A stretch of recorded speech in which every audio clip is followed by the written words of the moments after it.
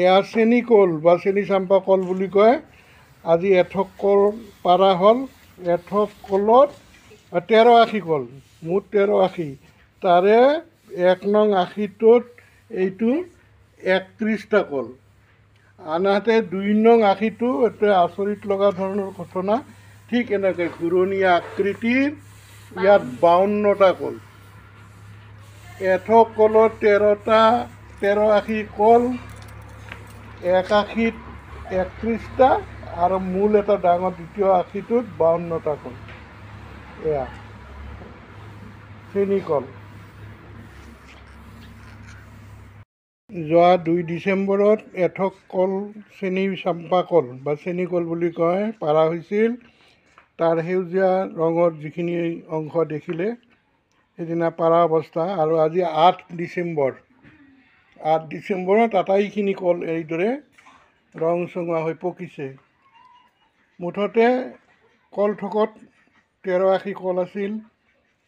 প্ৰথম 1 নম্বৰ আশীত 31টা কল, 2 নম্বৰ আশীত অলপ আচৰিত লাগিছে। এইটো আশী ঘূৰণীয়া আকৃতিত, ইয়াত 52টা কল আছে। আটাইখিনি কল পকিছে আৰু সেই 31টা থকা কল আশী আচলতে এজনে লৈ গ'ল, বাকীখিনি আছে।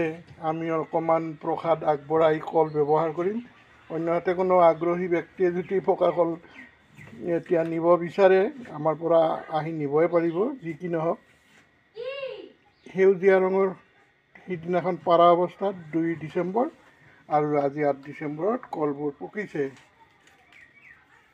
এই আশী 52টা কলেৰে পৰিপূৰ্ণ 1 আশী চেনি কল। আজিৰ ভিডিঅ'টোত এইখিনিয়ে দেখুওৱা হ'ল, কেঁচা কল আৰু পকা কল। 1 আশীত 31টা, 1 আশীত 52টা। আনবোৰত কিন্তু 18টা, 19টা, 21টা এনেকৈহে আছে। এইবোৰ স্বাভাৱিক। মাত্ৰ 2টা আশীতহে কলৰ পৰিমাণ বেছি দেখা গৈছে। ধন্যবাদ।